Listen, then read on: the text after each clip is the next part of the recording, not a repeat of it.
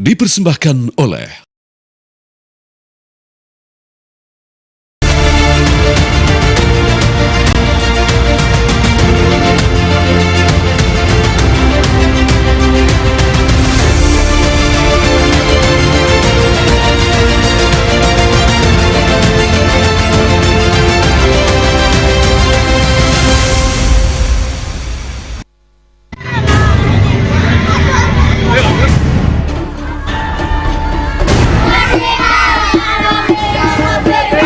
ibadah saudara-saudara kita non-muslim itu bunyikan toa sehari 5 kali dengan kenceng-kenceng secara bersamaan, itu rasanya bagaimana? Ya, speaker di musola masjid monggo dipakai, silahkan dipakai, tetapi tolong diatur agar tidak ada yang merasa terganggu, agar niat menggunakan toa, menggunakan speaker sebagai sarana, sebagai wasilah untuk syiar, melakukan syiar tetap bisa dilaksanakan tanpa harus mengganggu mereka yang mungkin tidak sama dengan keyakinan kita. Berbeda keyakinan kita harus tetap hargai. Itu saja intinya. Saya kono himbauan, gak usah pakai speaker luar. Lah wong setahun pisan. Lah dangdutan tanggane nanggap dangdut jaran kepang macem-macem sampai jam 2 bengi orang gagas. Begitu wong tadarus Ramadan dilarang jadi berebek kuwi. Pada prinsipnya diatur penting, tidak boleh ada larangan, tetapi diatur.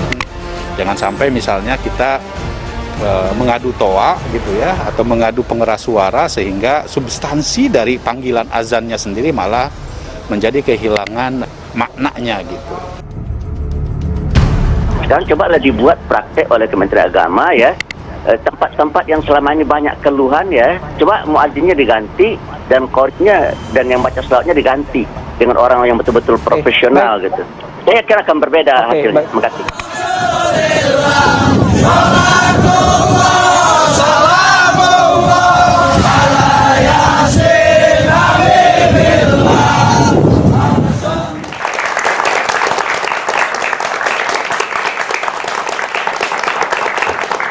Assalamualaikum warahmatullahi wabarakatuh. Selamat malam pemirsa. Di bulan suci Ramadan ini kita semua berlomba-lomba untuk mengoptimalkan ibadah apapun itu sepanjang hari. Gimana teman-teman? Posnya lancar kan? Alhamdulillah bro. Luar biasa ya. Walaupun kita agak merem-melek dikit. Biasanya kalau jam segini lagi pada tarawih. Tapi ternyata kita membahas tema yang sangat beririsan dengan jalannya bulan suci Ramadan. Sebenarnya tujuannya baik untuk menuju yang namanya toleransi. Tapi ketika ada surat edaran dari Kementerian Agama yang mengatakan untuk penggunaan pengeras suara ketika ada aktivitas di dalam masjid, baik itu sholat tarawih, kemudian pengajian, membaca ayat suci Al-Quran, tadarus, ya? Toanya harus mengarah ke dalam saja. Jangan sampai keluar masjid itu untuk ukhuwah Islamiyah di antara permukiman yang berada di dekat dengan rumah ibadah. Ya, beberapa tahun terakhir memang ini kemudian menjadi isu yang dibahas menjelang bulan suci Ramadan, dan kali ini pun juga sama, berbagai keresahan pemirsa, berbagai respon kemudian bertebaran di media sosial. Ada yang kemudian sepakat ini dibatasi, ada pula yang tidak, menganggap kebisingan yang kemudian muncul pada saat Ramadan ini justru kemeriahan bulan suci Ramadan. Kapan lagi, Maria? Itu dia, 1 tahun sekali katanya Andro, justru itu yang membangkitkan suasana kegembiraan menyambut bulan suci Ramadan. Tapi bagaimana dengan narasumber kami nanti? Kami coba akan bahas ini bersama dengan sejumlah narasumber di catatan demokrasi. Kami pun pemirsa juga melibatkan anak-anak muda ya dari Universitas Nahdlatul Ulama Indonesia. Semoga nanti bisa proaktif dengan narasumber kami. Teman-teman juga di sini pasti sudah membacakan aturannya seperti apa. Udah viral soalnya di mana-mana. Jangan cuma komen di media sosial, langsung komen nanti ke narasumber ya. Kita tunggu. Kalau gitu langsung saja kami coba perkenalkan satu persatu narasumber kami pemirsa. Sudah hadir, ada Gus Rofi Buklis, Ketua Umum Barisan Satria Nusantara. Assalamualaikum, selamat malam. Monggo digunakan mikrofonnya. Sekalian cek suara juga, Gus. Oke. Aman Gus, suaranya udah aman. Kita mau nanya, tadi buka puasa pakai lauk apa Gus? Sambal roa kayak sambal roa. Dan juga sudah hadir juga ada Bang Ade Armando, politisi. Selamat malam Bang. Assalamualaikum. Sudah nyala Bang Ade? Aman, sudah terdengar suaranya. Harus dikasih efek agak eko-eko dikit kayaknya. Ini dia. Yang ini coba kita tes mikrofonnya ya. Ada Muhammad Haji Aromadolani, Wakil Sekretaris dari BPT MUI, pemerhati pesantren juga, kita dengar suaranya seperti apa nanti. Assalamualaikum. Waalaikumsalam warahmatullahi wabarakatuh. Selamat malam. Malam Gus. Sambil teriak mungkin takbir Allahu Akbar. Baru kedengaran jelas. Ini speakernya dalam apa luar, Bro? Ini aman. Ini luar dalam kita nyalakan semua Maria ya. Kemudian kami juga menghadirkan Wakil Ketua Umum Majelis Ulama Indonesia Pusat. Assalamualaikum Pak Kiai Haji Marsudi Suhud. Waalaikumsalam warahmatullahi Assalamualaikum, Pak Kiai. wabarakatuh. Dan juga yang malam hari ini penampilannya berbeda sekali dengan kopiah khas. Ini sepertinya langsung dibawa dari Turki, ada aktivis Muhammadiyah dan juga politisi Partai Umat. Assalamualaikum. Mas Mustafa Narawardaya. 100 disabel. 100 disabel. Aman. Sudah diatur ya berarti ya. Kemudian yang hari ini membawa bendera Palestina sendiri. Kita semua tidak dibagi benderanya. Ada Wasekjen Persaudaraan Alumni 212. Assalamualaikum Ustadz Novel Bamumin. Assalamualaikum. Waalaikumsalam warahmatullahi wabarakatuh. Save Palestina, Allahu Akbar. Allahu Akbar, Free Palestine. Kita langsung ke Pak Kiai Haji Marsudi Suhud melihat fenomena yang memang beberapa hari ini ramai sekali. Bahkan muncul pro dan kontra antara tadi Gus Miftah dan juga Menteri Agama. Kata Gus Miftah, jangan baper kalau kita komplain soal pengeras suara ini. Pak Kiai, gimana tanggapannya Pak Kiai? Kita lihat dulu tentang sejarah perjalanannya ke belakang. Sebelum ada toa itu ada apa? Ada beduk. Sebelum ada beduk, ke belakang lagi ada mimbar. Sebelum ada mimbar, ada rumah yang untuk azan sahabat Bilal. Nah, jadi intinya adalah awalnya untuk memberitahu ke publik bahwa pada detik itu azan, ada azan untuk memberitahu tentang waktu sholat. Dilakukan oleh Bilal dari mulai atap rumah, terus karena dianggap penting memberikan pengertian dan memberikan informasi kalau detik itu adalah waktu sholat, berkembang menjadi menara masjid. Jadi ketika azan naik ke menara masjid. Terus berkembang sampai ke Jawa, belum ada menara, belum ada apa, dikasih beduk. Ya beduk itu barang baru. Barang baru untuk apa? Setiap waktu sholat ditabuh itu beduknya. Duk, duk, duk, duk, tapi tetap dengan azan. Begitu pula kesini jadilah ada toa atau disebut pengeras suara.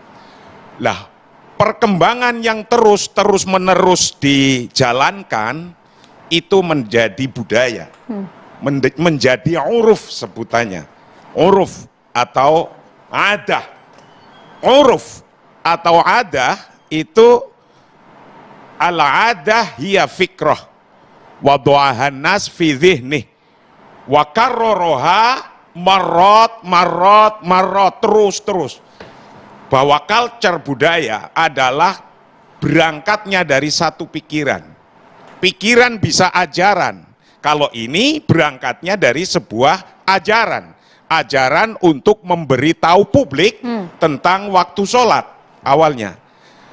Al-adahiyah fikroh. Fikrohnya dari mana? Dari ajaran, karena kita agama Islam, dari ajaran agama Islam.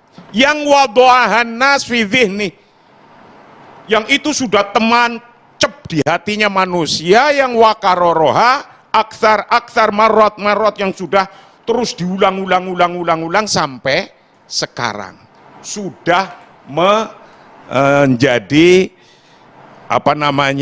daging, kebiasaan, culture.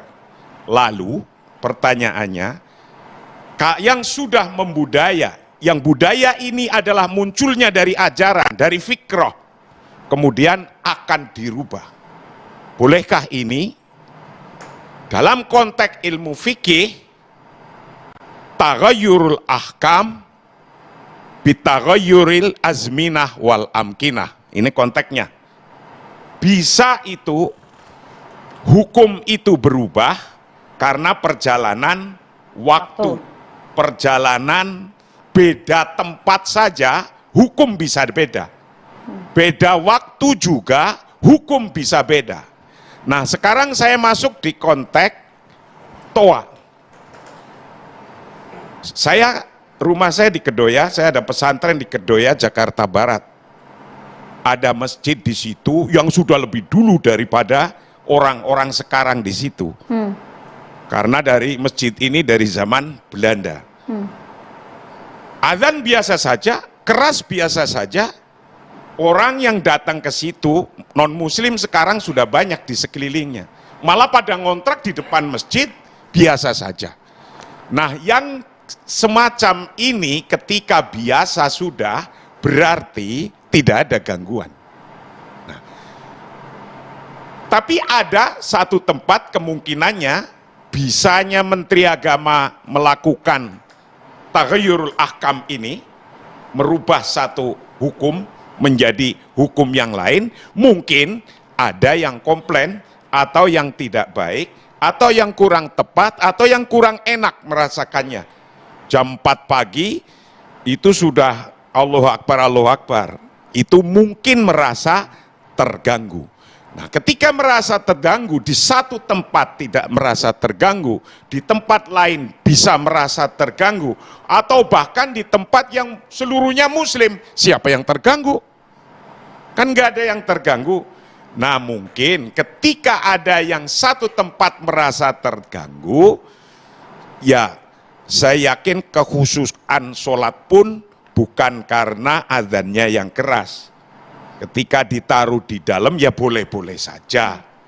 Namun ketika demikian ini sudah menjadi adat, menjadi culture, menjadi budaya, maka ketika akan merubahnya, merubah uruf itu ya disesuaikan dengan hukum atau kondisi daerah masing-masing. Di daerah masing-masing. Pak Kiai Marsudi, tapi begini, yang fokus dalam surat edaran kan untuk azan 5 waktu tidak dibatasi, tetapi untuk tarawih, pengajian dan juga tadarus fokusnya di sana. Sedangkan itu yang menjadi momen penting setiap bulan Ramadan. Respon Anda seperti apa? Ya sama saja itu, intinya kan untuk mengasih tahu publik dan memberikan pengertian kepada publik yang ada di situ. Kalau di situ tadi kan sudah saya sampaikan, kalau merasa tidak terganggu ya ngapain juga, orang nggak terganggu kok. Mayoritas muslim, nggak terganggu. Ngapain jadi itu? Yang terpenting menurut saya, hukum ini bisa berbeda karena beda tempat. Jadi tidak bisa digebyah uyah, nggak bisa. Apa itu gebyah uyah? Ya gebyah uyah semuanya sama gitu, nggak bisa. Karena taghayyurul ahkam bitaghayyuril azminah wal amkinah, bisa berbeda-beda. Kalau di tempat itu traweh, sholat, kultum, terus membaca Al-Quran, simaan, biasa itu. Yang sudah biasa, ya sudah. Tapi kalau ketika ada memang di satu tempat yang kira-kira tidak berkenan orangnya dan sangat mengganggu di situ, lah itu hukum bisa berbeda lagi di situ. Jadi disesuaikan Pak Kiai. Tapi tadi menarik penggunaan kata Pak Kiai, ini sudah tuancep, udah mendarah daging katanya, sudah jadi budaya. Kenapa tiba-tiba berubah di tengah jalan? Mas Adi Armando, pandangannya seperti apa Mas? Karena seingat kami Mas, tahun lalu kita juga pernah membahas ini Mas. Hal yang Dulu sama. itu surat edaran muncul karena ada komplain dari warga. Kalau Anda ingat pernah terjadi komplain ketika di permukiman padat, suara toanya keluar, ternyata jamnya nggak pas Pak Kiai. Jam 3 subuh, jam 4 subuh, ada warga yang merasa terganggu. Mungkin itu case yang tidak dipukul rata, tapi ada itu muncul pernah. Mas Adi Armando. Ya, dan barangkali kita juga semua dengar ya apa yang disampaikan oleh Pak Yusuf Kalla kan beberapa hari yang lalu kalau nggak salah, yang mengatakan bahwa nilai ekonomi rumah yang dibangun di dekat masjid sekarang menjadi menurun ya, karena ada banyak orang yang memilih untuk tidak membeli rumah di sana ya. Itu kan artinya indikasi dari apa yang Anda katakan tadi dan Ustadz tadi katakan juga, bahwa ada tempat-tempat, ada konteks tertentu yang menyebabkan orang-orang yang berada di sekitar masjid itu merasa terganggu. Kita tentu saja ingat juga kasus beberapa tahun, 7 tahun yang lalu ya Bu Meliana, ingat di Tanjung Balai ya. Dia itu kan terganggu oleh suara azan kan. Kemudian dia protes, memang barangkali karena dia orang Sumatera Utara kan, Tanjung Balai itu barangkali kalimatnya peka telinga saya nih mendengar azan kali ya. Terus sampai dibakar kan waktu itu vihara, kelenteng di sana. Jadi menurut saya jelas ada ya. Tadi juga sudah diakui ada konteks-konteks tempat dan waktu tertentu yang menyebabkan ada orang-orang yang merasa terganggu. Nah, sekarang masalahnya menurut saya apa yang harus dilakukan oleh Kementerian Agama. Pemerintah itu memang harus membuat peraturan yang berlaku secara merata di semua tempat, terkecuali ada hal-hal tertentu yang menyebabkan di tempat tersebut itu tidak bisa diberlakukan. Saya kasih contoh. Tadi kan sudah disampaikan bahwa banyak sekali barangkali kultur atau komunitas yang sudah terbiasa.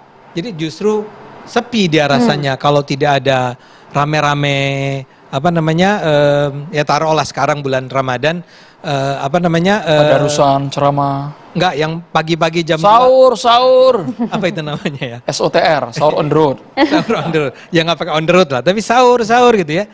Sementara buat orang-orang ketika masyarakatnya sudah menjadi, saya tidak tahu kata ini tepat atau tidak, modern ya, menjadi semakin modern dan masyarakatnya menjadi semakin heterogen, ada orang-orang yang tidak datang dari komunitas tersebut yang tinggal sekarang di sana juga ya. Dan barangkali tidak punya tradisi sejak 2 pagi sudah terganggu oleh sahur kan. Nah itu pasti terganggu kan. Dia bukannya nggak suka orang sahur, tapi nggak usah teriak-teriak pada jam 2 pagi kan. Nah begitu juga dengan soal tarawih, soal mengaji, soal tadarusan dan macam-macam.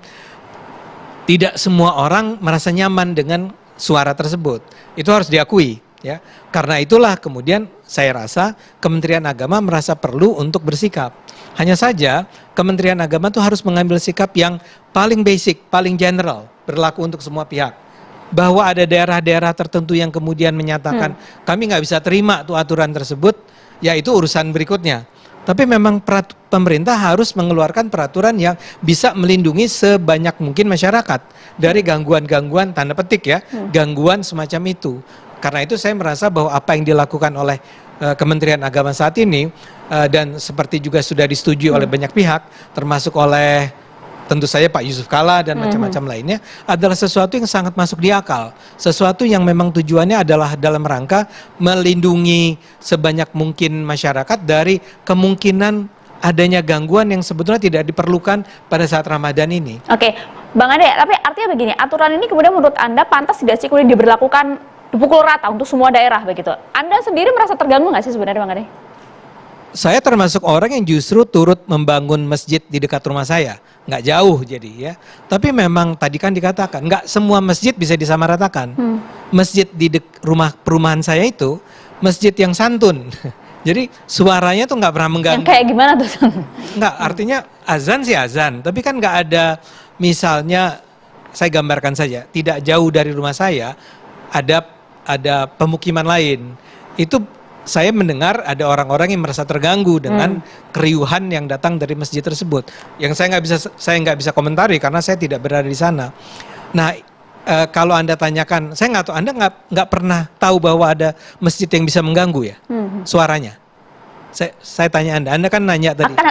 Kan ada beberapa hal kan Bang, ya. Ada yang kemudian sepakat, ada yang tidak gitu nggak, kan. maksud saya, Anda memang nggak pernah ya mendengar ada masjid yang suaranya sedemikian. Saya minta maaf, saya harus jaga kata saya jangan sampai orang tersinggung soalnya ya. Yang misalnya, taruhlah, yang azannya itu atau sebelum azan kan biasa ada orang mengajinya ya. Nah ini sebetulnya orangnya tidak pantas untuk mengaji menurut saya. Mengaji dan diperdengarkan suaranya dengan speaker yang kurang bagus juga terkadang seperti itu ya. Kadang dengan speaker yang juga tidak berkualitas misalnya. Itu kan membuat saya sebagai orang Islam itu merasa, aduh ini kenapa harus orang ini yang, kenapa nggak pasang tape aja lah ya. Rekaman yang bagus gitu ya dipasang. Azannya juga kadang-kadang suka fales suaranya dan segala macam. Jadi saya rasa memang sebaiknya ada sebuah aturan yang mencegah jangan sampai ada orang-orang yang sampai punya pandangan negatif mengenai masjid, mengenai azan, mengenai tadarusan. Itu yang harus kita lindungi. Nah saya rasa kan Menteri Agamanya juga orang Islam, NU juga kan ya, Mas ya. Ya dia orang NU juga, artinya orang yang memahami agama secara mendalam.